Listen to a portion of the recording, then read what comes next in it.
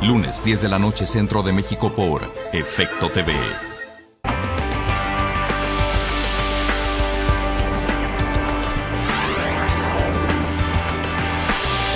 Efecto TV.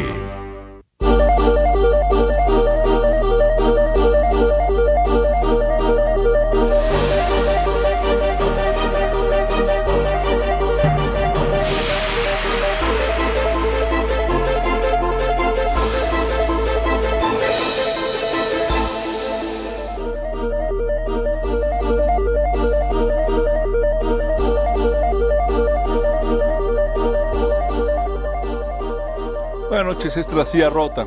Esta noche con una invitada de honor, una invitada de lujo, Josefina Vázquez Mota, presidenta de la Junta de Coordinación Política de Diputados, política mexicana muy resaltada. Josefina, muchas gracias. Roberto, encantada, al contrario, me da mucho gusto saludarte, muy buenas noches, y bueno que podemos conversar seguramente de más de un tema importante. Tenemos varios temas, no sé por dónde empezar, pero creo que lo más inmediato es ver la posibilidad. Está usted supervisando la operación, promoviendo la solicitud del presidente de la República, el presidente Calderón, para que en el Congreso haya un periodo extraordinario de sesiones, porque hay varios asuntos atorados.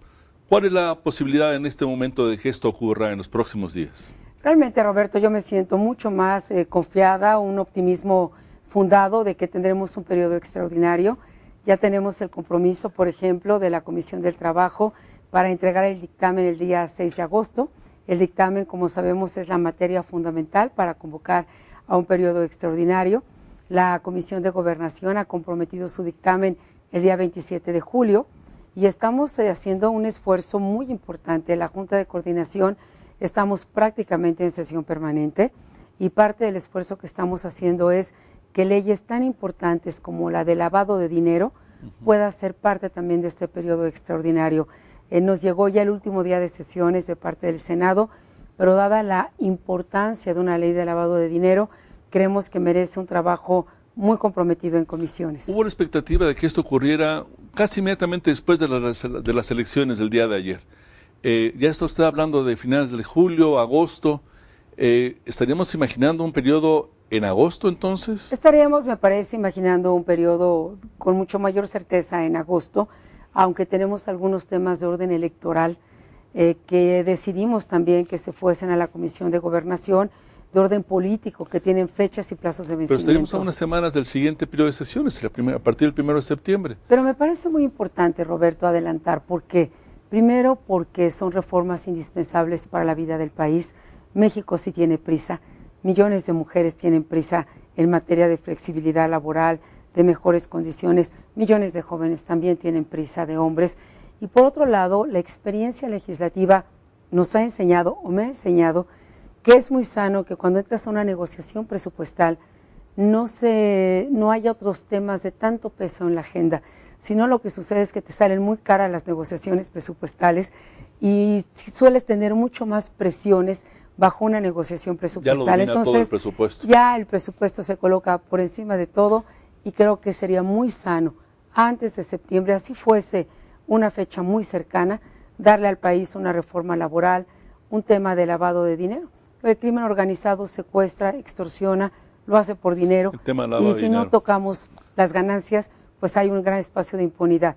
Y luchando fuerte, Roberto, por sacar adelante la política. Mi bancada quiere sacar adelante la reforma política. Yo le había preguntado, hubo una gran expectativa al final del pasado periodo sobre esta reforma que, desde el punto de vista de muchos analistas, le daba mucho poder a los ciudadanos, o le da mucho poder a los ciudadanos. Pero al parecer los políticos no quieren avanzar en ese sentido. Creo que sería un poco injusto tal vez decir los políticos de Acción Nacional sí queremos. Los políticos de Acción Nacional, mi bancada, hemos encontrado una resistencia fundamental en el grupo parlamentario del PRI en San Lázaro. Hay que recordar que el grupo parlamentario del PRI en el Senado la aprueba, la reforma política. ¿Es curioso, un partido con dos visiones? Pues, pero no ha sido la primera ocasión en donde se aprueba en una Cámara y en la otra encuentra grandes dificultades.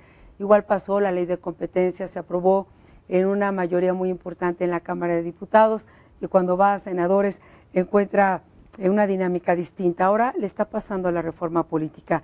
En el PAN creemos que es indispensable tener candidaturas independientes y aquí las fechas juegan un papel fundamental.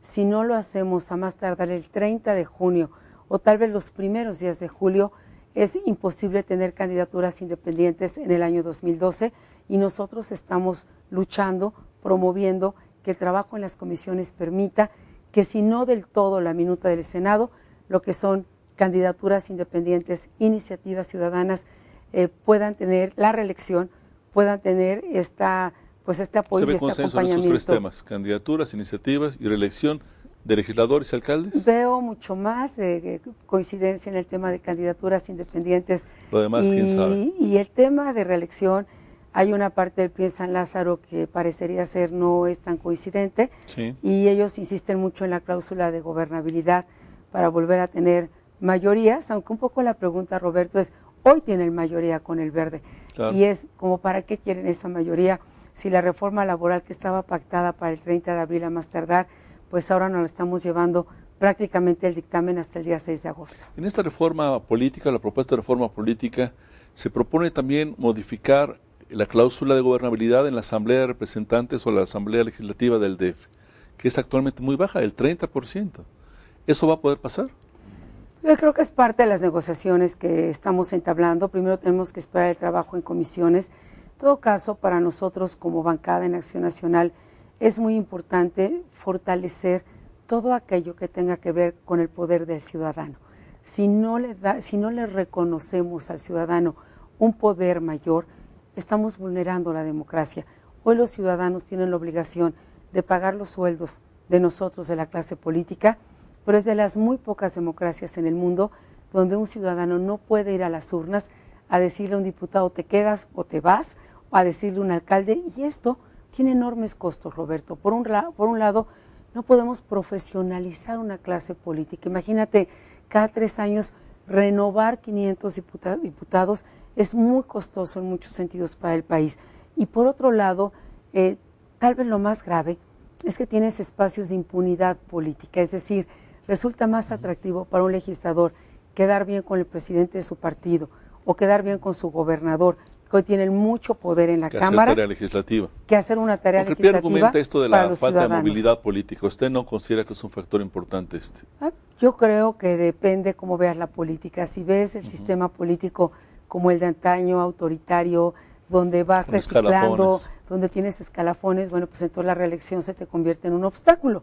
Si ves el sistema político como un sistema político para los ciudadanos, pues entonces la reelección lo que te permite es ir depurando la clase política, es irle exigiendo mucho más a la clase política de lo que se está haciendo hoy. También estaba atorada o está atorada la ley de seguridad nacional, que se nos presentó como una solución muy importante para el asunto de la violencia en el país. Claro. ¿Qué está pasando en este tema? Bueno, aquí se tomó la decisión de que serían 3 comisiones quienes trabajen en el dictamen: la Comisión de Gobernación, por el peso y la importancia que tiene, la Comisión de Defensa Nacional, por supuesto, y la Comisión de Derechos Humanos, que me parece es una decisión muy acertada, pues una de las preocupaciones mayores cada vez que se habla de una ley de seguridad nacional es: ¿y los derechos humanos? Claro. ¿Qué va a pasar con ellos? Por un lado, Roberto, habría que recordar que logramos aprobar una ley de derechos humanos que ha sido ampliamente reconocida, muy importante. Así que el que estas 3 comisiones trabajen en conferencia da mucha certeza. Pero todavía no se ve no está a la vista un dictamen. No, han empezado ya los foros, han empezado a trabajar y tenemos una fecha comprometida: entregar un dictamen el 27 de julio de Seguridad Nacional. Así que pues estamos haciendo votos y sobre todo convocando a todos los legisladores a que este no es un receso, a que esta es una etapa de trabajo intenso en las comisiones. Le voy a rogar un minuto para ir a un corte. Gracias, Roberto. Gracias a ustedes. Regresamos en un minuto. Muchas gracias. Estamos conversando con Josefina Vázquez Mota, lideresa en la Cámara de Diputados de su fracción, el PAN, y también presidenta de la Junta de Coordinación Política de la propia Cámara, y política distinguida y candidata para varias cosas, por lo menos en el criterio de muchos personajes observadores en los últimos años. Usted ha sido candidata casi permanente en los últimos años. ¿No es cierto? Le quiero preguntar específicamente en el caso del Estado de México. A usted se le mencionó, en los correos políticos decían que le habían pedido varias veces su partido, varios dirigentes. Creo que el presidente de la República no sé si se lo tenía que haber pedido o no, pero desde varios ámbitos de su partido, de su círculo, ser candidata a la gobernatura del Estado de México. Ya conocemos todos los resultados que tuvo su partido ayer en el Estado de México. Y me pregunto si no sería buen momento de hacer un balance de por qué tomó la decisión de no participar. Si tiene en su entorno inmediato gente que dice, bueno, vamos para adelante, no, esa no era tu batalla, o gente que al contrario le dice, debiste haber participado, el resultado pudo haber sido diferente. Bueno, primero, Roberto, agradezco muchísimo esta pregunta. Efectivamente, estamos a unas cuantas horas de que este proceso electoral ha llegado a su fin. Primero, aprecio pues esta participación ciudadana en las urnas, que me parece siempre fundamental, y decirte que es una decisión que yo hice saber con 2 años de anticipación, es decir, advirtiendo que vendría este proceso de definiciones en mi partido. Es una decisión que la compartí en su momento con 2 presidentes de mi partido, con Germán Martínez y con César Nava. El presidente de la República nunca me pidió aceptar esta candidatura o me lo puso sobre la mesa abiertamente. Luis Felipe Bravo es un hombre que había venido trabajando territorialmente en el Estado de México. La verdad, Roberto, es que yo siento y sintiéndome orgullosa como lo siento, porque soy mexiquense por adopción. Yo nací en el Distrito Federal, pero soy mexiquense por adopción, voto en el Estado de México, voté ayer en Huixquiluca, en el Estado de México. Quiero decirte que mi trabajo realmente ha sido mucho más en el espacio nacional, en la Secretaría de Desarrollo Social, en la campaña del presidente, posteriormente en la Secretaría de Educación Pública. Ahora como coordinadora he caminado nuevamente todo el país. No había yo construido un trabajo territorial en el Estado de México y sí en cambio había liderazgos, entre ellos los de Luis Felipe, que tenían un trabajo territorial muy importante en el Estado de México. Luis Felipe deja la Secretaría Particular.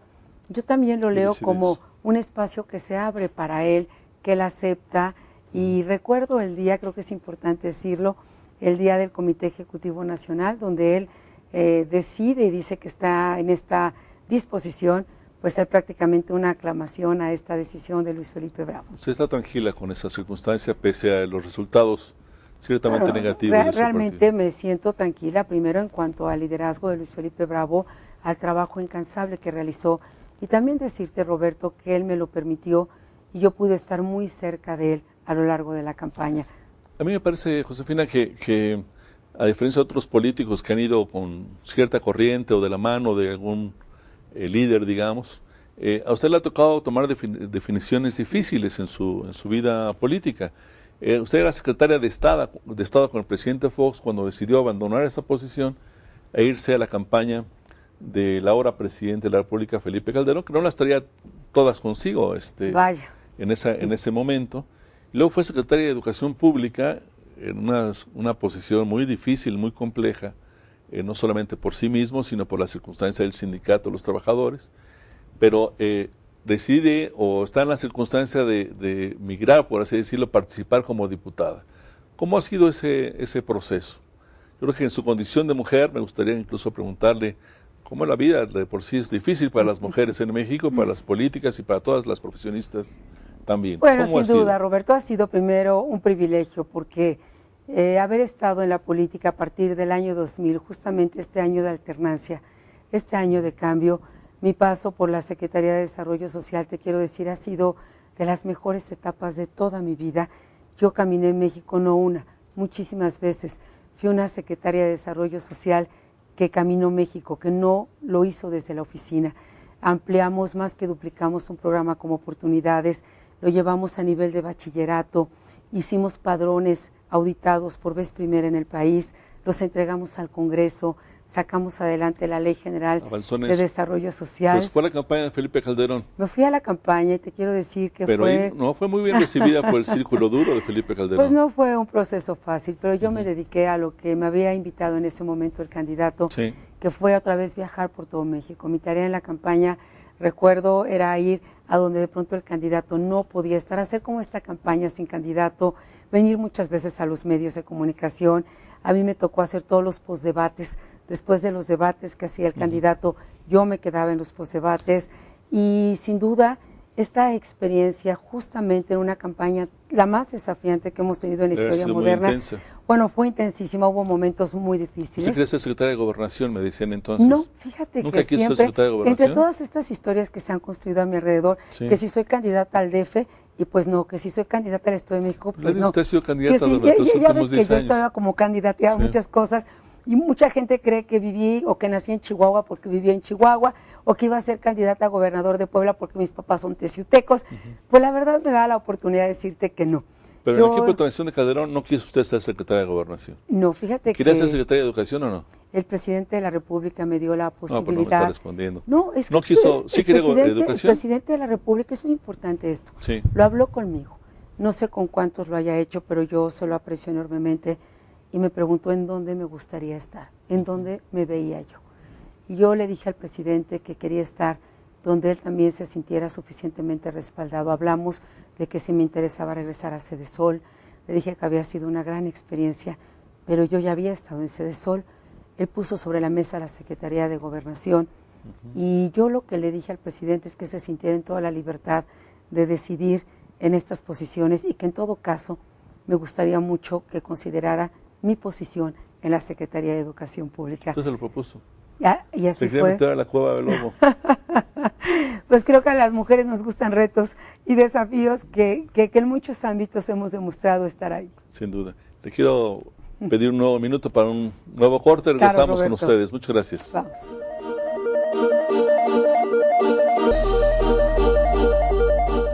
Gracias. Seguimos en la conversación con Josefina Vázquez Mota. Diputada, hubo la percepción de que cuando usted dejó la Secretaría de Educación para ir a la Cámara de Diputados fue un momento difícil para usted. ¿Cómo lo recuerda brevemente? Bueno, sin duda fue un momento difícil. Yo venía construyendo en la Secretaría de Educación Pública una serie de iniciativas, esta Alianza por la Calidad de la Educación, en donde reconozco la apuesta y la participación del sindicato. Sin el sindicato y sin la maestra Gordillo, pues no hubiéramos podido construir esta Alianza por la Calidad, que pues ha sido la apuesta más audaz que se ha hecho en esta agenda. Tiene usted civilidad política, pero al parecer la relación fue y tal vez siga siendo difícil. No fue una relación sencilla, pero creo que el resultado fue muy importante. Y quiero decir que también hubo momentos, si no la alianza no existiría, hubo momentos de acuerdos muy sustantivos y esta fue tal vez el acuerdo más significativo que pudimos construir. Examen de oposición por vez primera en el país, sistemas de evaluación. Yo estaba más que comprometida con esta revolución en la educación media superior, los temas de educación superior. Es un momento muy difícil, no estaba en mi consideración el Congreso, lo enfrenté, llegué al Congreso, tengo el privilegio de ser también la primera mujer coordinadora en mi bancada y la verdad, Roberto, es que son estas siempre sorpresas de la vida y estas oportunidades que te da. Para mí hoy la Cámara de Diputados me ha significado... Y es una plataforma muy poderosa para usted, me ha significado cientos de posibilidades. He podido construir acuerdos en circunstancias que no son fáciles. Hay que recordar que somos menos de 150 legisladores en la bancada del PAN. Sería todo un tema, pero concretamente la hace usted precandidata presidencial de su partido. Yo estoy en esta decisión absoluta. Yo estaré en la elección interna de mi partido buscando la candidatura presidencial. De acuerdo con las encuestas más recientes, usted es la precandidata mejor calificada, tanto dentro como fuera de los candidatos que están en el gobierno. Parecería ser que en algún momento, dicen que en noviembre, dicen que antes, va a haber la elección interna en su partido, casi 1.850.000 integrantes del padrón de panistas, miembros activos y adherentes, votarán por el candidato. Mucha gente la ve usted en esa contienda, seguramente con Ernesto Cordero, actual secretario de Hacienda, y tal vez con alguien más. ¿Cómo es esta dualidad de tener un candidato, digamos, más o menos oficial y un candidato que corre por la libre? Bueno, pues digamos así, por la libre, no tanto, yo estoy corriendo de manera institucional, pero bueno, mira, te lo digo muy claramente, Roberto, me siento más que reconocida justamente porque las encuestas vienen demostrando que ha habido una aceptación a la propuesta, un acompañamiento muy sólido. Yo quiero llegar a esta elección interna cuando se definan las reglas, todavía no las tenemos, y estar en el corazón de miles de mujeres, de hombres, de jóvenes del PAN, estar en su voto de confianza y ganar una elección interna que es fundamental porque tenemos la responsabilidad de ganar adentro, pero también de ganar afuera. Si necesitamos una candidatura sólida y fuerte que no solamente logre esta emoción y este acompañamiento y esta agenda de modernidad y de propuesta para México, sino que cuando vaya fuera del PAN logre también movilizar en esta agenda de inclusión y de futuro.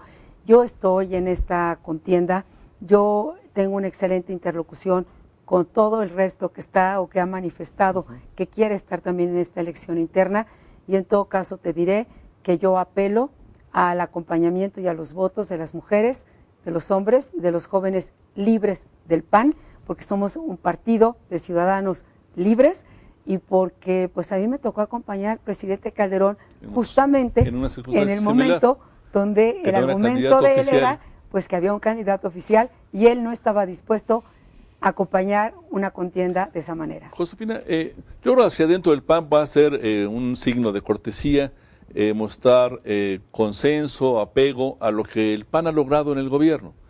Puede ser incluso una muestra de lealtad con el presidente Calderón, pero hacia afuera van a esperar definiciones diferentes, propuestas diferentes que no suenen a continuidad del actual gobierno. Esto es la ley de la vida y la ley de la política.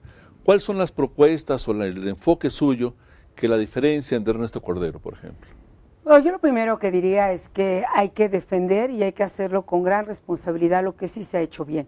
Y se han hecho bien cosas muy importantes: la estabilidad económica, la responsabilidad fiscal y monetaria, el tren de vivienda que se ha impulsado como nunca antes, pues reglas mucho más claras en materia de Estado de Derecho, la ampliación de políticas sociales que han sido también pues muy significativas, entre muchos otros logros y avances que se han hecho con gran responsabilidad, temas de transparencia y rendición de cuentas, solo por mencionar algunos. Me parece también que en mi perspectiva y en mi visión de país, sobre todo después de caminarlo tantas veces, yo tendría 3 o 4 prioridades fundamentales. Una de ellas es la educación. Es decir, creo que no hay apuesta de mayor equidad y prosperidad que la apuesta educativa. Pero el señor Cordero puede decir lo mismo. No, bueno, ¿Cuál sería una propuesta? Yo hablo de las que para mí son las importantes. Y en este sentido de la educación, hablo de una apuesta de una educación con una visión no solamente de integralidad y de calidad. Recientemente conversaba con el expresidente Uribe y no puedo más que coincidir en esta visión, por ejemplo, de dotar a los jóvenes de herramientas que les permita seguir estudiando, pero poder incorporarse a mercados laborales y tener ingresos a edades muy jóvenes. Yo viví la vocacional, yo fui al Politécnico, yo estudié mi bachillerato y al mismo tiempo aprendí a hacer técnica en computación. No me está respondiendo, Josefina. Y te quiero decir... ¿Cuál es la diferencia, la propuesta? Porque o usted está de acuerdo en que, a lo mejor no está de acuerdo, pero que sí debe haber una toma de postura con propuestas alternas de lo que tiene el actual gobierno, ¿o no? Me parece que... ¿Hay que reproducir? No, me parece que debemos de tener continuidad en aquello que ha resultado bien y cambios y decisiones y definiciones en temas que tenemos pendientes. En Por el tema ejemplo, de seguridad en concreto. en materia de seguridad, sí, claramente te diría. ¿Cuál sería su...? Ni negociación, ni rendición, ni claudicación frente al crimen organizado, pero sí un fortalecimiento de las instancias locales. Si no fortalecemos, por ejemplo, instituciones a nivel local, como las policías o como los ministerios públicos, tendremos una terrible impartición de justicia. Seguimos teniendo impunidad, seguimos teniendo una cadena terrible de corrupción. Sí, a seguir metiendo a los capos a la cárcel o a la extradición, pero también a todos aquellos que lavan dinero, que aceptan financiamiento en sus campañas a senadores o a diputados. Es decir, tienes que cerrar estos espacios de impunidad. También tienes que trabajar en materia de justicia, es decir, tenemos que resolver los temas de la Corte y del sistema de justicia de mejor manera, y requerimos también fortalecer el tejido social. Este diálogo entre Javier Sicilia y el presidente Calderón, para mí en lo personal, no debiese ser el final de un ciclo, sino apenas el principio, el arranque de una visión donde la ciudadanía ocupe un lugar distinto y donde lo podamos construir de manera mucho más cercana. Yo estoy convencida, Roberto, que a México nos surge una agenda de concordia y de reconciliación. Y estoy convencida que este país tiene salidas, pero ya no con una visión mesiánica, ni de un salvador único, ni de un gobierno tan aislado y de pronto tan solitario, sino con una visión de un gobierno mucho más amplio que sea capaz de construir coaliciones y acuerdos que ya no pueden seguir esperando en la vida del país. Josefina, nos sobran temas, pero nos falta tiempo. Le quiero agradecer muy sinceramente su presencia en La Silla Rota. Gracias, Roberto. Y tal vez invitarla en breve para seguir con esta agenda. Me encantará. Muchas gracias. Muy buenas noches. Gracias a ustedes. Hasta la próxima.